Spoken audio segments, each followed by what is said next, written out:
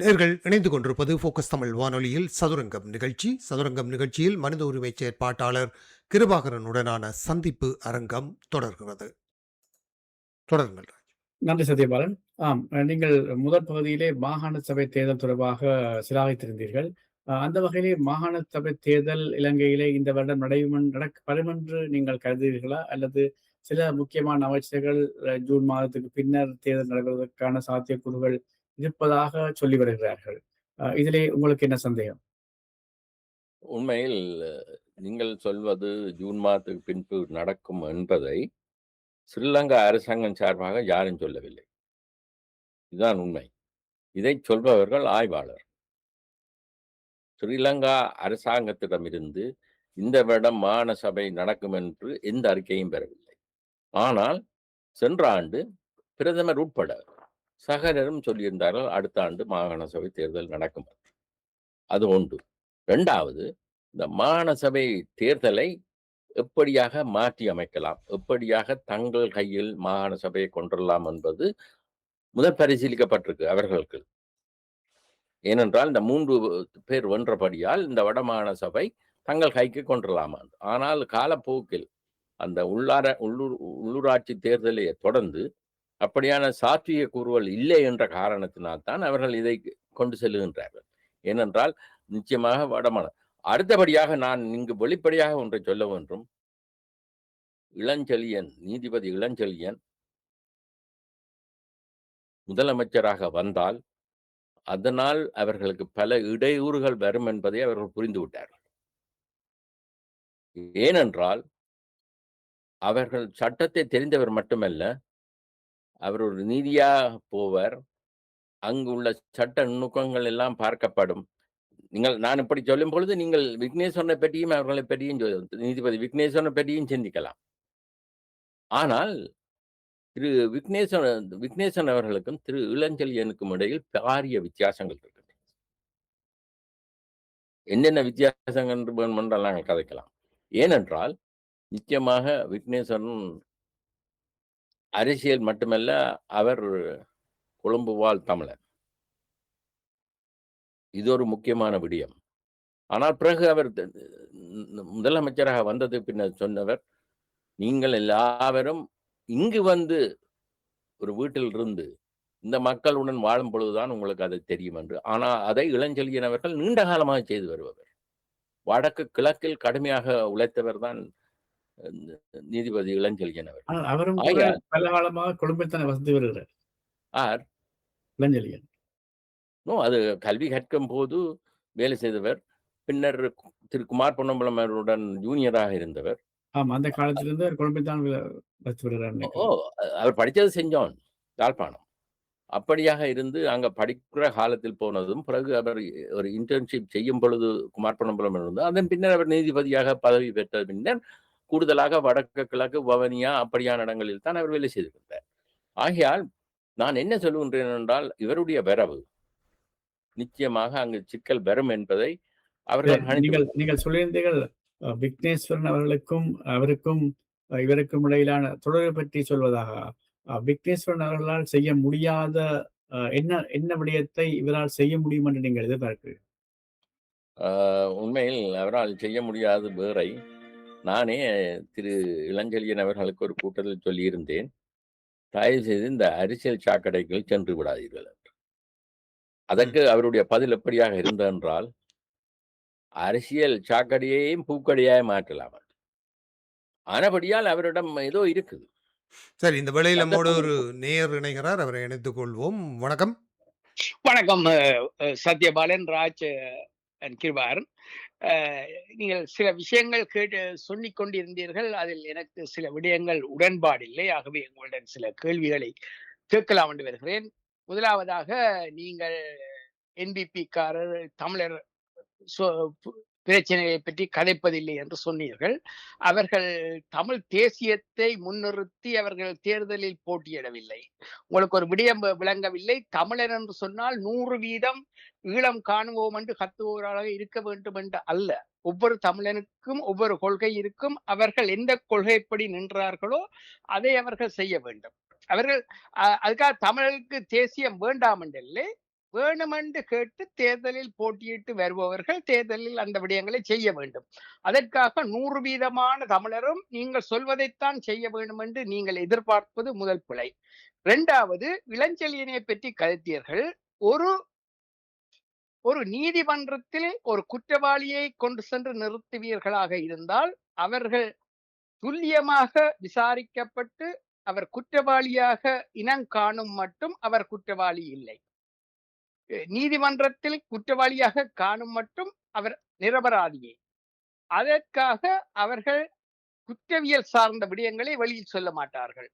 உதாரணமாக டாக்டரும் அப்படித்தான். ஒருவர் போய் அவரிடம் ஏதாவது விஷயத்தை சொன்னால் அவர் வெளியில் சொல்லக்கூடாது. அது ஒர்க் எதிக்.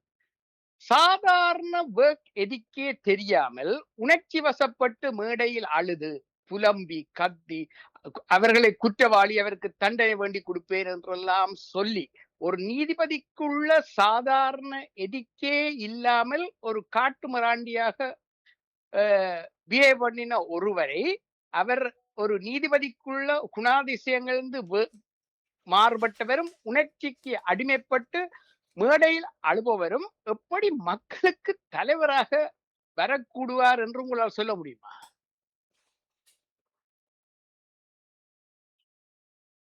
கிருபாகரன், கேள்வி புரிந்ததா? எல்லாம் புரிந்தது. நல்லது. முதலாவது நான் சொல்லுகின்றேன், ஆட்சியில் உள்ள இந்த அரசாங்கமும் தமிழ் தேசியத்துக்கு உரியதல்ல. அவர்கள் பௌத்த சிங்களத்துக்கு உரியவர்கள். அதை எமது மனதில் நிறுத்திக் கொள்ள வேண்டும். அடுத்தபடியாக அவர் சொன்னார், ஒருவர் கைது செய்யப்பட்டால் அவர் நிச்சயமாக நிரூபிக்கப்படும் மட்டும் அவர் என்னவோ நிரபராதி. நான் சொல்லுகின்றேன், அது தவறு. இந்த சட்டம் எங்கு இருக்கின்றது என்றால் பிரிட்டிஷ் லோவில் தான் இருக்கின்றது. ஸ்ரீலங்கா நிலைமை அப்படியாக இருக்கலாம். பிரான்சில் அப்படி அல்ல. பிரான்ஸ் சட்டம் வித்தியாசமானது.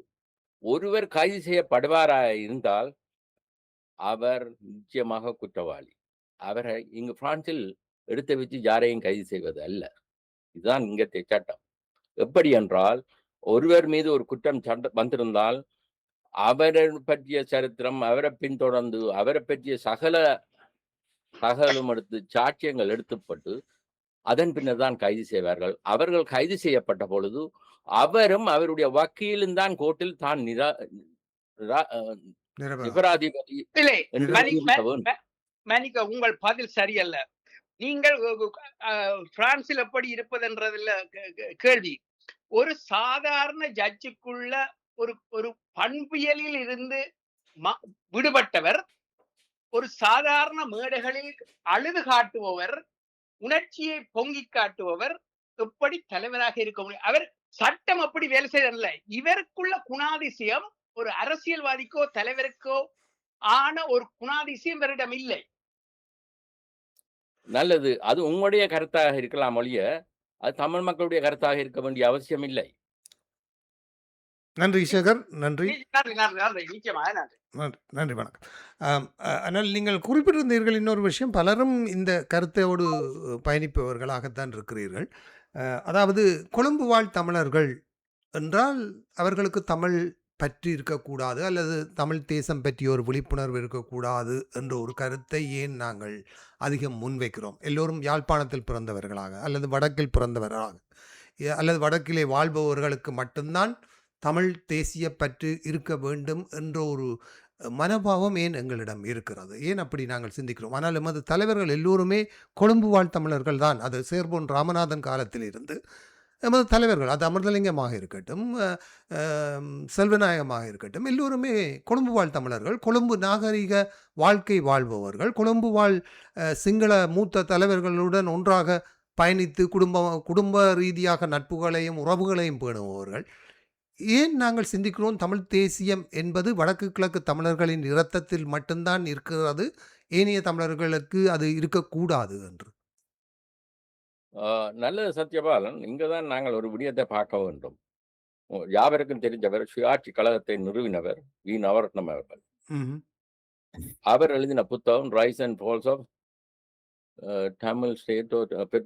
அவர் கம்யூனிஸ்ட் கட்சியை போய் எழுதும் பொழுது அவர் அந்த புத்தகத்தில் என்ன எழுதியிருக்கிறார் என்றால், இரவிரவாக திருச்செல்வம் வீட்டில் கூட்டம் கொழும்பில். செனட்டர் திருச்செல்வம். ம். அதாவது நீலன் திருச்செல்வத்துடைய தந்தை. ம். காலை இரவு போல தந்தை செல்வா அவருடைய வீட்டில் தங்கினார். செனட்டர் திருச்செல்வம் வீட்டில்.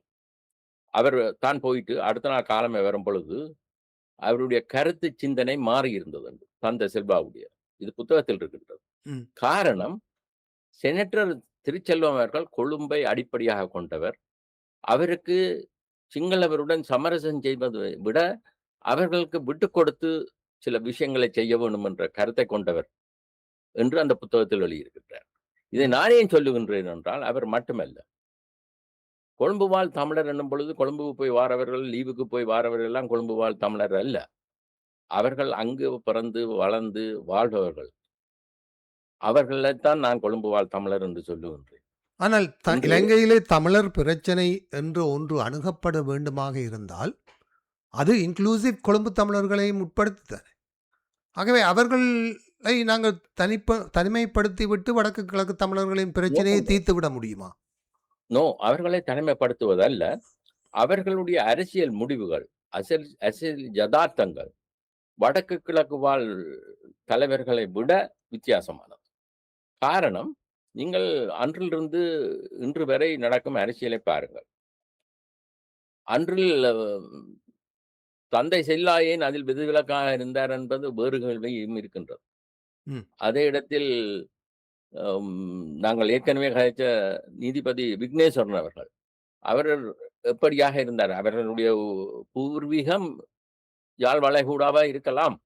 ஆனால் அவர்கள் அங்கே அடிப்படையாக கொண்டவர்கள். அண்மை காலத்தில் வேற உதாரணங்களும் இருக்கின்றது. நான் அதை கதைச்சு இப்பொழுது அதே விக்னேஸ்வரன் அவர்கள், போகவில்லை. கிருபாகரன், அதே விக்னேஸ்வரன் அவர்கள் கொழும்பிலிருந்து ஈழத்தமிழர்களுடைய அரசியல் தொடர்பாக அவர் வெளிப்படுத்திய கருத்துக்களாலும் சிந்தனைகளாலும் தான் வடமாகாண முதலமைச்சராக அவர் வந்தால் தமிழ் மக்களுக்கு நல்லது செய்வார், வடக்கு கிழக்கு தமிழர்கள் உட்பட இலங்கை தமிழர்களுடைய பிரச்சனையை சரியாக சர்வதேசத்துக்கு காட்டுவார் என்றுதானே அவரை சம்பந்தனும் மாவை சேனாதி ராஜாவும் வடக்கு கிழக்கின் முதலமைச்சராக உருவாக்கினார்கள்.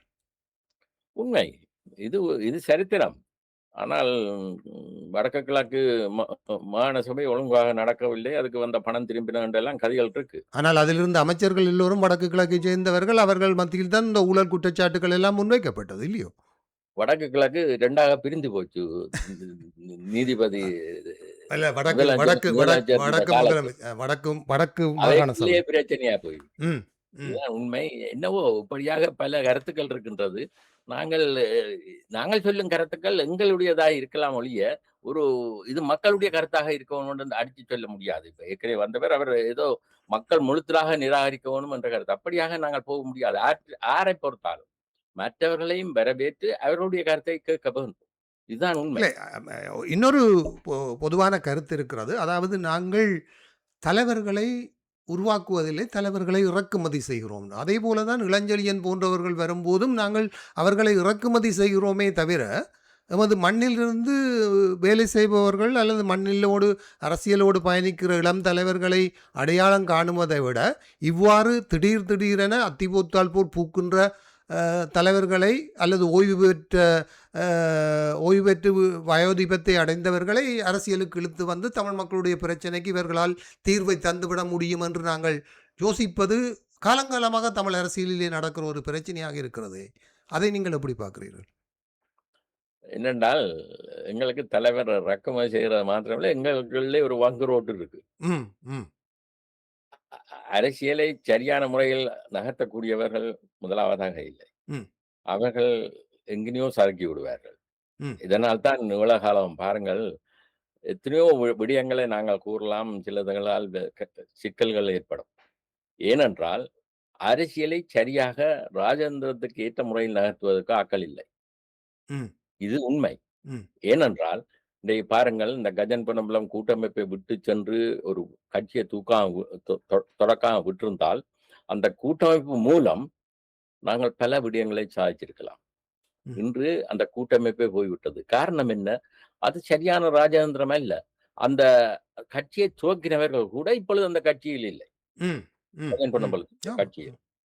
அப்ப அந்த கட்சியினுடைய ஆரம்பம் என்பது தவறு என்பதை அங்கு காட்டுகின்றது. ஆகையால் எமக்குள் ஒரு வங்குரோட்டு இருக்கின்றது. சரியாக அரசியலை நகர்த்தி ராஜதந்திரத்தை செய்யக்கூடியவர்கள் நம்மிடம் இல்லை. சரி, நன்றி. ராஜ், நீங்கள் தொடருங்கள். ஆம். அடுத்தபடியாக இப்பொழுது பலவிதமான கூட்டங்கள், பிரகடனங்கள் வடகிழக்கிலே நடைபெற்று வருகின்றன. தமிழ் கட்சிகளை ஒன்றுபடுத்தும் நோக்குடன், தமிழ் மக்களுக்கு ஆன ஒரு ஒற்றுமையான தீர்வை முன்வைக்கும் நோக்குடன் இப்படியான நடவடிக்கைகள் மேற்கொள்ளப்பட்டு வருகின்றன. இது சம்பந்தமாக நீங்கள் அறிந்திருப்பீர்கள். இதை பற்றிய உங்களுடைய கருத்து அல்லது விமர்சனம் என்ன என்று பார்க்கலாம்? விமர்சனம் தான் இருக்கின்றதுக்கு. கருத்து சொல்லுங்க. என்னவென்றால், நான் தெரியாம கேட்கின்றேன். அண்மையில் ஒரு குரூப் போட்டோ குழுவினுடைய படத்தை பார்த்தேன். கீழே எழுதப்பட்டிருந்தது, இவர்கள் எல்லாருமாக சேர்ந்துதான் இந்திய நாமியை கொண்டு எங்களை மக்களை அளித்தவர்கள். இவர்கள் தான் இப்பொழுது பேச்சுவார்த்தை நடத்துகின்றார்கள், எங்களுக்கு அரசியல் உரிமை கொண்டு வருகிறது. இங்குதான் நாங்கள் பார்க்க வேண்டும். என்னென்றால், வயது போகத்தான் முதிர்ச்சி வருகின்றதா, அல்லது முதலே தமிழின பற்றி இருக்கின்றதா? இங்குதான் அந்த பிரச்சனை இருக்கின்றது. பாருங்கள், ஒரு இளம் வாலிபனிட்ட நாங்கள் இப்பொழுது, அதுவும் வெளிநாட்டில் வேலையவனிடம் போய் சில கேள்விகளை கேட்டால், அவன் மறுமொழி தெரியாவிட்டால் அடுத்த நாள் தான் சொல்வேன் என்றான். ஏனென்று கேட்டால், அவர் வடிவாக அலசி ஆராய்கின்றார். வடிவாக விடயங்களை பார்க்கின்றார். அதே இடத்தில் இந்த இன்றைக்கு முதிர்ச்சியாக வந்த அரசியல் தலைவரிடம் அந்த நேரத்தில் இரவோடு இரவாக முடிவு எடுக்கும் தன்மைகள் இருந்தது. நான் ஏற்கனவே சொல்லியிருக்கிறேன், அவருடைய பெயரை தொடர்ந்து சொல்ல வேண்டிய அவசியம் இல்லை. ஆகையால் இன்று இவ்வளவு கட்சிகள் வந்ததுக்கும் இன்னும் கட்சிகள் உருவாகி கொண்டிருக்கின்றது. அதை நாங்கள் கவனத்தில் கொள்ள வேண்டும். வடக்கு கிழக்கு மாகாணத்தில் இன்னும் கட்சிகள் உருவாகி கொண்டிருக்கின்றது. ஆகையால் எம்முடம் ஒரு முதிர்ச்சியான அரசியலை ராஜதந்திர முறையில் இதை கொண்டு செல்வதற்கு அங்கு எந்த கட்சியும் இல்லை. இது உண்மை. எந்த கட்சியும் இல்லை. இன்றை பாருங்கள், கடைசியாக ஸ்ரீதரன், சுமந்திரன், சிபிகே ஞானம் ஐயா அவர்களுடைய தகராறுகள், அதனால் ஏற்பட்ட விபத்துக்கள், இனிமேல் தமிழரசு கட்சிக்கு அன்றைக்கு ஒரு படம் போட்டிருந்தார்கள், சுமந்திரனால் ஒழுங்கு செய்யப்பட்ட கூட்டம் என்று. அங்கு 15 பேர் தான் இருந்தார். இது உண்மையோ தெரியாது, அல்லது ஏஐயில் உருவாக்கினதோ எனக்கு தெரியாது. ஆனபடியால் இதை என்னத்துக்கு சொல்லுகின்றேன் என்றால், இன்று அரசியல் இந்த நிலைமைக்கு போய்விட்டது. நாங்கள் எல்லாம் என்ன செய்வது?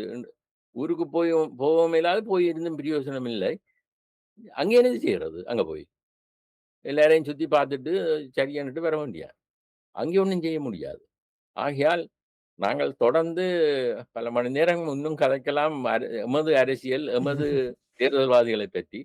ஆனால் அவர்கள் மக்களுக்காக இதை செய்கின்றார்கள் என்பதை அவர்கள் சொல்லணும். உதாரணத்துக்கு நேரடியாக சொல்றேன். இன்று வரை கஜன் பொன்னம்பலம் இந்த அரசியலில் இருக்கின்றார். தமிழ் மக்களுக்கு என்னத்தை செய்திருக்கிறார் என்றது இவரால் சொல்ல முடியுமா? ஒன்றை சொல்ல முடியுமா? வெளிநாட்டில் உள்ள தமிழர் அகதிகளுக்கு கடிதம் கொடுப்பதை விட இவர் என்ன செய்திருக்கின்றார்? என்ன செய்திருக்கின்றார்? போசான் என்ன போயா வந்ததும் அந்த பஞ்சலைக்கு முன்னுக்கு போய் பாய விரிச்சு போட்டிருக்கணும். என்ன 10 பேரோட பாய இருந்து உங்களுக்கு எல்லாம் தெரியாதா இந்த இது கட்டப்பட்டது? அப்ப அங்க போனீங்க. சரி. உள்ளூராட்சி சபை தேர்தல் முடிந்ததன் பின்னர் நீங்கள் கஜன் பொன்னம்பலம் என்ன செய்தார் என்று கேட்டிருந்தீர்கள். தேர்தல் முடிந்ததன் பின்னர் அவர் ஜனநாயக தமிழ் தேசிய கூட்டணியுடன் சேர்ந்து ஒரு கொள்கை கூட்டணியை உருவாக்கியிருந்தார். அதாவது தமிழ் மக்களுடைய தீர்வு சம்பந்தமாக பல முன்னெடுப்புகளை ஏற்படுவதற்காக ஒரு கொள்கை கூட்டணியை ஏற்படுத்தியிருந்தார். இப்பொழுது அந்த கொள்கை கூட்டணி இப்பொழுது பிரிந்து வேறு திசையிலே சென்று விட்டது போல தெரிகிறது. இது பற்றி நீங்கள் என்ன உங்களுடைய கருத்து? உண்மையை சொல்லுகின்றேன். என்னை பொறுத்தவரையில் இந்த கஜன் பண்ணனுடைய கூட்டணியோ, கஜன் பண்ணனுடைய அரசியலையோ, கஜன் பண்ணனுடைய கொள்கையை பற்றி கதைப்பதோ எமது நேரம் மெனக்கெடுக்கிற வேலை. அவர் தமிழ் மக்களை பற்றி உண்மையில் அக்கறை கொண்டவர் அல்ல. அவர் செல்லப்பிள்ளையாக இருந்து கொண்டு அரசியல் செய்வர். அவருக்கு காசு பிரச்சனை இல்லை, வாழ்க்கை பிரச்சனை இல்லை. ஆனபடியால் அவர் மக்களை கொண்டு சிந்திப்பார் என்பது பொய். அவர் என்ன பேசுகின்றார்? அரைச்சமாக தான் அரைத்து கொண்டிருக்கின்றார் பார்லிமெண்ட்ல. புதுசாக கொண்டு மறைக்க இல்லை அவர். இவரை பற்றி கதைச்ச என்ன பிரயோசனம்? இல்லை, நான் கேட்பது அந்த நீங்கள் ஒன்றும் அவர் செய்யவில்லை என்று சொல்லுகின்றீர்கள். அவரும் தமிழ் மக்களுடைய தீர்வு சம்பந்தமாக ஒரு கூட்டமைப்பை ஏற்படுத்தி, அதாவது தமிழ் தேசிய பேரவை என்ற ஒரு கூட்டமைப்பை ஏற்படுத்தி இருந்தார். பின்னர் அவர் ஜனநாயக தமிழ் தேசிய கூட்டணியுடன் சேர்ந்து இன்னும் ஒரு படி மேலே செல்வதற்கான முயற்சிகளை எடுத்திருந்தார். அதைத்தான் நான் சொல்ல வருகிறேன். அவர் இங்க யுஎன்லேயும் பலவிதமான வேலை திட்டங்கள் வச்சவர். ஆனா, ஒரே ஒரு நாள் ஒரு தொலைக்காட்சியில சொன்னேன் நானு. வேலை திட்டங்கள் என்னவா இருந்ததுண்டு. இங்க இன்னும் சொல்லி அவருடைய மரியாதையை கலட்ட விரும்பல. இவர்கள் இப்பொழுது வராமல் இருப்பதற்கு பல காரணங்கள் இருக்கின்றது. விரும்பினா வரலாம். ஆ இங்கேயும் வேலை திட்டங்கள் நடந்ததுதான். ஜெனீவாவில அதுவும் யுஎன்னுக்குள்ளுக்கே வேலை திட்டங்கள் இருக்குது. பின்னேரம் கூட்டம் முடிஞ்சோனே வேலை திட்டங்கள் இருக்குது. விடிய 4 மணி மட்டும் வேலை திட்டங்கள் இருக்குது. அடுத்த நாளும் இருக்குது. அ ஆனபடியால் இதெல்லாம் உண்மையில் மக்களை பேய்க்காட்டும் வேலைகள். சரி, மக்களுக்கு அப்படியானால் தமிழ் தேசிய அரசியலை வெற்றிகரமாக கொண்டு செல்லக்கூடிய விதமான ஒரு தலைவரை இனங்காட்ட வேண்டும் முடியும் என்று சொன்னால், நீங்கள் யாரை இனங்காட்டுவீர்கள்? அ உங்களுடைய அபிப்பிராயத்தின்படி யாரை நீங்கள் இனங்காட்ட முடியும்? அதாவது நாங்கள் அ ஏனையவர்களைப் பற்றி அ அ விமர்சனம் செய்வது இலகுவாக இருக்கலாம். ஆனால் அதற்குரிய ஆக்கப்பூர்வமான செயற்பாடுகளை மேற்கொள்வதற்கு ஒருவரை இனங்காட்டி வேண்டும் என்று கேட்கும் பொழுது, அதற்குரிய பதிலாக நீங்கள் யாரை சொல்ல முடியும்? நிச்சயமாக உண்மையை சொல்லுகின்றேன். இப்பொழுது இது என்னுடைய தனிப்பட்ட சிந்தனை. இப்பொழுது நாங்கள் பார்க்கக்கூடியது என்னவென்றால், பல்கலைக்கழக மாணவர்களுடைய எழுச்சிகளும், அவர்கள் படிப்படியாக முன்னேறி வருவதை நாங்கள் பார்த்துக் கொண்டிருக்கின்றோம். அவர்கள் எப்படியாக வருவார்கள், என்னத்தை செய்வார்கள் என்பது ஒரு பக்கம். அடுத்தபடியாக உண்மையில் நீண்ட காலமாக போராட்டத்துக்குள் இருந்து, தமது உயிர்களையே அர்ப்பணித்து, தமது கால், கை இவற்றை போன்றவற்றை இழந்து, அங்கிருந்து இன்னும் பெரிய கஷ்டப்படுபவர்கள், அவர்களுக்கு வலி தெரியும். இப்படியானவர்களுக்களால் தான் அப்படியான ஒரு அரசியல் தலைமை உருவாகலாம் ஒழிய, இந்த இறக்குமதி தலைவர்களும், அந்த தலைவர்களும் இங்கு ஒண்ணுமே செய்ய முடியாது. ஏனென்றால், அவர்கள் மக்களின் வலிகளை அறிந்தவர்களாக இருக்க வேண்டும். மக்களுடன் மக்களாக வாழ்ந்தவர்களாக இருக்க வேண்டும். இது நிச்சயமாக நடைபெற வேண்டும். இது நடக்கும். ஆனால் அப்படி பார்த்தால் நாங்கள் பல்கலைக்கழக ஜனநாயக மாணவர்கள் கூட போராளிகள் கட்சியானது ஒரு கடந்த தேர்தலிலே போட்டியிட்ட பொழுதும் கூட மக்களால் எந்த விதமான அங்கீகாரத்தையும் பெற முடியவில்லை. அப்படி என்றால் எவ்வாறு நாங்கள் அவர்களை அங்கீகரிக்க மக்களை தூண்டுவது அல்லது மக்கள் அவர்களை அங்கீகரிப்பார்கள் என்று நாங்கள் எதிர்பார்ப்பது? காலப்போக்கில் தான் அவர்கள் அரங்கேற முடியும். இரவோடு இரவாக தலைவர்கள் உருவாக முடியாது. ஆனபடியால் நாங்கள் பல்கலைக்கழக மாணவர்களும் நம்பிக்கையும், வலியைத் தெரிந்த முன்னாள் போராளிகளும் இருக்கின்றார்கள். ஆனபடியால் இவர்களுக்கெல்லாம் ஒரு தலைமை உருவாக முடியும். அவர்கள் போராளிகள் என்றால் எல்லாரும் அரசியலுக்கு வரவோ, அவர்களை கண்காணிப்பவர்கள் இருக்கின்றார்கள் அங்கு. ஆகையால் இப்படியான கட்டங்களுக்கு அவர் எப்படியாக வருவார்கள், என்னத்தை சொல்வார்கள், என்னத்தை செய்வார்கள் என்பதை நாங்கள் பார்க்க வேண்டும். ஆனால் உண்மையை கூறுகின்றேன் அடித்து வைத்து, இப்பொழுது உள்ள எந்த அரசியல் தலைவர்கள், நான் அவர்களை தேர்தல்வாதிகள் என்று தான் சொல்வது, அவர்கள் எதையும் செய்வார்கள் என்ற நம்பிக்கை அடியோடு எனக்கு மட்டுமல்ல, என்னுடைய நண்பர்கள், எம்முடன் பழகுவர்கள் யாருக்கும் இல்லை. இல்லை, நிச்சயமாக. நீங்கள் குறிப்பிட்டீர்கள் இந்த பல்கலைக்கழக மாணவர்கள் எழுச்சி பெறுகிறார்கள் என்று. ஆனால் அவர்கள் கூட தையிட்டி விவகாரம் போன்ற விடயங்களிலே தமிழ் தேசிய மக்கள் முன்னணியினுடைய தூண்டுதலின் பேரில் அங்கு வந்து சில ஆர்ப்பாட்டங்களை ஒரு என்ன சொல்வது, ஒரு இயல்பாகத்தனம் இல்லாமல் ரொம்ப செயற்கைத்தனமாக செய்து கொண்டிருக்கிறார்கள். எல்லோரும் கருப்பு ஷர்ட் போட்டுக்கொண்டு வந்தால் போராடுபவர்கள் என்று அடையாளம் காணலாம் என்பது போன்ற ஒரு சிந்தனையோடு செயற்படுகிறார்களே, அதை நாங்கள் எப்படி பார்ப்பது? என்ன செய்கிறது? அவர்களை வழிநடத்துபவர்கள் பிழையாக அவர்களை வழிநடத்துகிறார்கள். ம் நான் சொல்வது இந்த இந்த இந்த பன்சல விஷயத்தில், ம் ம் ம் கையெட்டு விஷயத்தில். அ மற்ற விடயங்களில் அவர்களுடைய அறிக்கைகள் ஆக்கப்பூர்வமாக பார்த்தோம். சரி. அவர்கள் என்ன செய்கின்றார்கள்? அவர்களுக்காக நாங்கள் கதைப்பது கடினம். அவர்களுடைய அறிக்கைகள் ஆக்கப்பூர்வமாக இருக்கின்றது. செயற்பாடுகளும் அப்படி இருக்கும் என்று நம்புகின்றேன். ஆம், ஒரு நேயர் முகநூல் பக்கத்தினூடாக ஒரு கேள்வியை கேட்டிருக்கிறார். நீங்கள் ஒரு மனித உரிமை செயற்பாட்டாளர் என்ற வகையில், வணக்கம், அன்புடன் நான் ஒரு கேள்வி கேட்கிறேன். அதாவது மனித உரிமை செயற்பாட்டாளர் உங்களிடம் 1987 3:30 இதே நாளில் நடந்த படுகொலை சம்பந்தமாக எங்கு கதைத்திருக்கிறீர்கள் என்று கேட்டிருக்கிறார். அதாவது உங்களுக்கு தெரியும், இந்த திகதியிலே நடந்த சம்பவம், இந்த கந்தன் கருணை படுகொலை சம்பவம். இந்த விடயங்கள் தொடர்பாக நீங்கள் பேசியிருக்கிறீர்களா என்ற ஒரு கேள்வியை கேட்டிருக்கிறார். இது தொடர்பாக என்ன கருத்து சொல்ல விரும்புகிறீர்கள்? அருமையான கேள்வி. ம். உண்மையில் நம்முடைய அமைப்பு தமிழர் மனித உரிமைகள் மையம் ஆரம்பிக்கப்பட்டது 1990ஆம் ஆண்டு. ம்ஹ்ம். ம். அன்றிலிருந்து இப்படியான கேள்விகள் பல வந்து போயிருக்கின்றது. அவரை கேட்பவர்கள் யார் என்றும் தெரியும். அதை ஏன் கேட்கின்றார்கள் என்றும் தெரியும். இங்கு எம்முடைய அமைப்பினுடைய கொள்கை என்னவென்றால், இப்படியானதை தட்டி கழிப்பது அல்ல. அங்கு மூலை முடுக்குகளில் நடந்த விடயங்களை அம்னெஸ்டி, ஹியூமன் ரைட்ஸ் வாட்ச் ஆரம்பத்தில் அவர்கள் எல்லாம் செய்தார்கள். ம். அவர்கள் எதை முக்கியத்துவப்படுத்தாமல் விடுகின்றார்களோ, அதை முக்கியத்துவப்படுத்துகின்றனர். ம். இந்த அவர் கேட்ட கந்தன் கருணை கொலை பற்றிய விடயங்கள் தாராளமாக இவர் போன்றவர்களாலும், இவர் போன்ற அமைப்புகளாலும், அடுத்தபடியாக இவர் போன்ற அ வெளிநாட்டில் உள்ளவர்களாலும், ஸ்ரீலங்கா அரசாங்கத்தினாலும் பிரபல்யமாக செய்யப்பட்டிருக்கின்றது. ம். ஆகையால் நான் ஏற்கனவே சொன்ன அரைச்சமாவே அரைப்பவர்கள் நாங்கள். அது ம். செய்ய வேண்டிய அவசியம் இல்லை. ஏனென்றால் அது பிரபல்யமாக ஏற்கனவே வந்திருக்கின்றது. இப்பொழுது மூல முடுக்கில் எத்தனையோ பேர் காணாமல் போயிருக்கின்றார்கள், எத்தனையோ பேர் படுகொலை செய்யப்பட்டிருக்கிறார்கள், எத்தனையோ பேருடைய கற்பிழந்திருக்கின்றார்கள். அவர்களை பற்றிய விடயத்தில் தான் தமிழர் மனித உரிமைகள் மையம் தகவலை சேர்த்து வேலை செய்கின்றது. ம். அதே இடத்தில் இப்படியான இடங்களுக்கு நாங்கள் அந்த தகவலை சேர்த்திருக்கின்றோம். அதுக்கு 1000 ஆதாரங்கள் இருக்கின்றது. எமது இணையதளத்தில் போனால் பார்க்கலாம். ஆகையால் அப்படியானவர்கள் கந்தன்கரனை கொலை மட்டும் இல்ல. இப்படியான பல கொலைகள் இருக்கின்றது. அவர்கள் அதையும் அக்கறைப்பட வேண்டும். அண்மை காலமாக ஏனென்றால் இந்த துணுக்காய் விவகாரமும் ஒன்று பேசப்படுகிறது. அது தொடர்பாக தற்சமயம் நீங்கள் ஏதாவது அப்டேட்டுகள் மனித உரிமை சபையிலே செய்யக்கூடியதாக இருந்ததா? அல்லது வேறு யாராவது இது தொடர்பாக பேசியிருக்கிறார்கள்? துணுக்காய் பற்றி சில பேர் பேசியிருக்கின்றார்கள். ம். ஆனால் உண்மையில் நாங்கள் அந்த விடயத்தில் ஒன்றும் செய்யவில்லை என்று சொல்லவில்லை. நாங்கள் உரியவர்களுடன் சில பேருடன் கதைத்துக்கின்றோம். இந்த கட்டத்தில் நான் ஒன்றை சொல்ல விரும்புகின்றேன். உங்கள் யாவருக்கும் தெரிஞ்சது, ஸ்ரீலங்கா விடயத்தில் ஐநா தீர்மானம் மூலம் ஸ்ரீலங்கா அக்கவுண்டபிலிட்டி ப்ராஜெக்ட், அதை சொல்றது SLAP UN அது. ம். அதற்கு விரும்பியவர்கள் தாராளமாக சாட்சிகளை செய்யலாம், சாட்சிகளை கொடுக்கலாம். நிச்சயமாக ஆங்கிலம், பிரெஞ்சு அதுகள் தான் தெரிஞ்சிருக்கும் மண்டல தமிழ் மொழியிலும் கொடுக்கலாம்.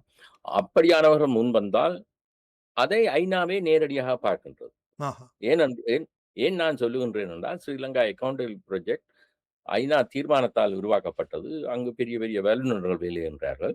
அங்கு என்ன நடக்கும் என்றால், முதல் இவர் யார், என்ன மாதிரி, இவர் உண்மையில ஒரு ஆளா? ஏனென்றால் ஸ்ரீலங்கா சில பேரை ஏவி விட்டு போய் சாட்சியங்கள் எல்லாம் கொடுக்கலாம். ம். ம். அதற்காக அவர்கள் ஒரு wedding process, scanning scanning scanning. Process எல்லாம் செய்துதான் அடுத்த கட்டத்துக்கு போவார்கள்.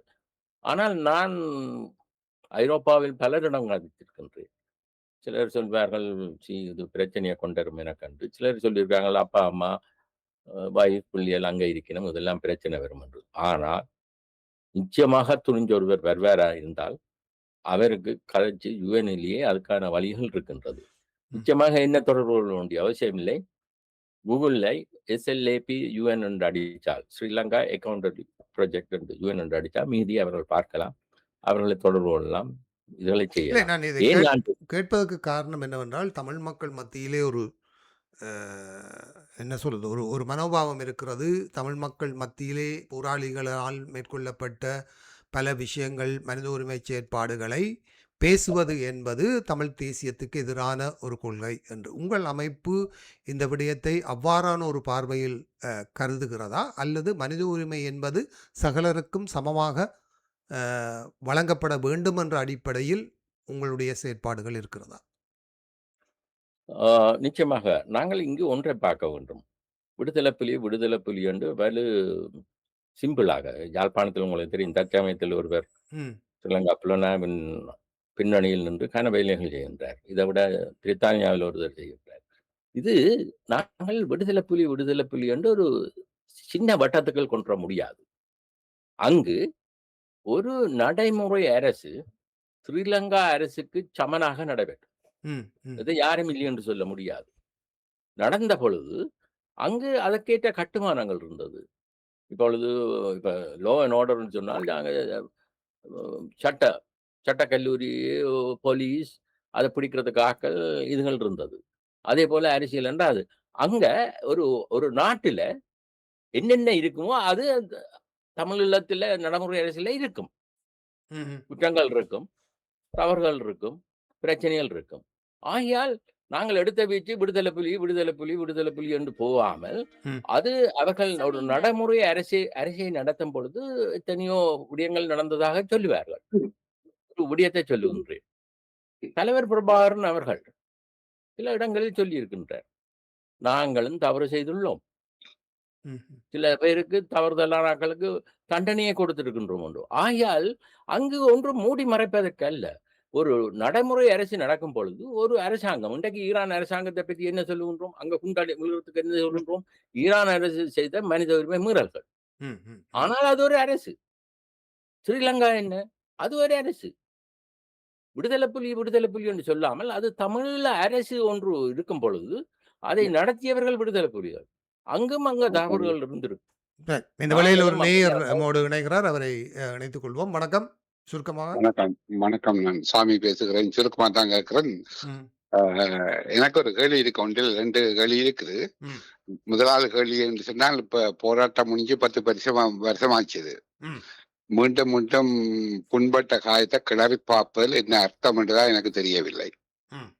அது ஏற்கனவே மௌனிக்கப்பட்டதா, தோற்கடிக்கப்பட்டதா, அது வேற விஷயம். சரி, நீங்கள் நாங்கள் கிருபாகரனிடம் கேள்வி கேட்கிறீர்களா அல்லது என்னிடம் கேள்வி கேட்கிறீர்களா? இல்ல, அவர் பிரபாகரன் தான் கேள்வி இருக்கிறேன். சரி, என்ன கேள்வி? சுருக்கமாக சொல்லுங்கள். அதான் கேட்கிறேன். அதாவது முடிந்த விஷயத்தை பற்றி நாங்கள் ஏன் பேசிக் கொண்டிருக்க வேண்டும்? ஒரு போராட்டம் ஆரம்பிக்கப்பட்டது, அது முடிவுக்கு வந்து விட்டது. புறம் அதையே தொடர்ந்து பேசி அதனால என்ன பலன் என்று கேட்கிறேன். சரி, அடுத்தது கேள்வி.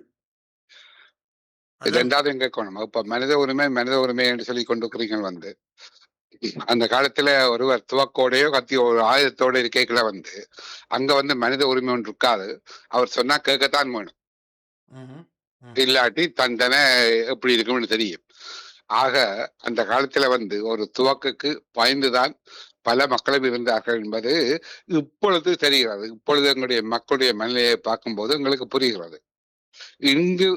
இன்றைய காலத்திலே அங்க இருக்கிற வட மாநிலத்திலேயோ கிழக்கு மாநிலத்திலே இருக்கிற, முக்கியமா வட மாநிலத்திலே இருக்கிற மக்களுக்கு ஒரு விடுதலை போராட்டம், ஒரு தமிழீழம் என்பது அவர்கள் வேணும் என்று நினைக்கிறார்களா என்று நீங்க நினைக்கிறீங்களான்னு கேட்கிறேன்.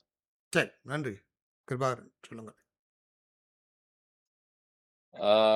நான் நினைப்பதில்ல தமிழீழமோ தமிழ் மக்களுடைய விருப்பம். நான் நினைப்பது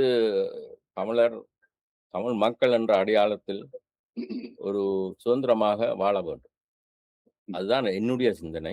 அவர் குறிப்பிட்ட அவர்களுடைய பிராந்தியத்தில் அவர்கள் சகல சுதந்திரங்களும் பெற்று வாழ வேண்டும். அடுத்ததாக பழையதை மறவுங்கள், புதியதை கதையுங்கள் என்றால் அது ஸ்ரீலங்காவினுடைய தோரணியாக இருக்கின்றது. ஏனென்றால் டெவலப்மெண்ட்டை செய்யுங்கள், அரசியல் தீர்வு தேவையில்லை. பழையதை வைத்தால்தான் அங்கு ஒரு வழக்கே உருவாகும். ம். நிச்சயமாக. பழையதை கதைக்காமல் புதிதை கதைக்கிறேன்டா அப்ப அனுரா வந்துட்டார், அனுராவிலிருந்து நாங்கள் ஆரம்பிப்பது என்பது தமிழருக்கு இந்த விதமான விடயங்களும் நடைபெறவில்லை. அப்படியான கட்டங்கள் ஒவ்வொருத்தரும் தங்கள் சொல்வது சரி என்று தான் நினைக்கலாம். இப்ப நான் நினைக்கிறேன் நான் சொல்வது சரி என்று. ம். அதே போல இப்ப இதுக்கு முதல் வந்தவர் நினைக்கிறார் தான் சொல்வதுதான் சரி என்று. ம். ஆகையால் இந்த கருத்துக்கள் மூலம் தமிழ் மக்களுக்கு எதுவும் நடக்க போறதில்லை. பழையது நடந்தது, அதை மறந்து போங்கள் என்ற கட்டம் வருமா இருந்தால் அது நிச்சயமாக பௌத்த சிங்கள அரசுகளுடைய அந்த தோரணையில் தான் பார்க்கப்படும். இதுதான் உண்மை. நன்றி. நன்றி சாமி. நிகழ்ச்சியோடு இணைந்து கொண்டதற்கு நன்றி. குறிப்பாக இறுதியாக இருக்கக்கூடிய ஒரு கேள்வி, அதாவது தமிழ் மக்களுக்கு தென்னாப்பிரிக்காவில் நடந்தது போல ஒரு நிலைமாறு கால நீதி என்பது நிலைநாட்டப்படுமாக இருந்தால் அதிலிருந்து தமிழ் மக்களுடைய அரசியல் செயற்பாடுகளை ஒரு ஜனநாயக வழியிலே அடைவதற்கான ஒரு முயற்சிகள் வெற்றி பெறும் என்று நீங்கள் கருதுகிறீர்களா? அவ்வாறான ஒரு நிலைமாறு கால நீதிக்கான செயற்பாடுகளை தமிழ் தரப்புகள் எவ்வாறு செய்ய வேண்டும் என நீங்கள் கருதுகிறீர்கள்? அதுதான் என்னிடம் தற்சமயம் இருக்கக்கூடிய ஒரு இறுதி கேள்வி என்று சொல்லலாம். நல்லது. இந்த நில தீர்வு ம். இது தென்னாப்பிரிக்காவில் நடந்ததோடு நாங்கள் எங்களுடையதை சமனாக பார்க்க முடியாது. ம். அது வேற, இது வேற.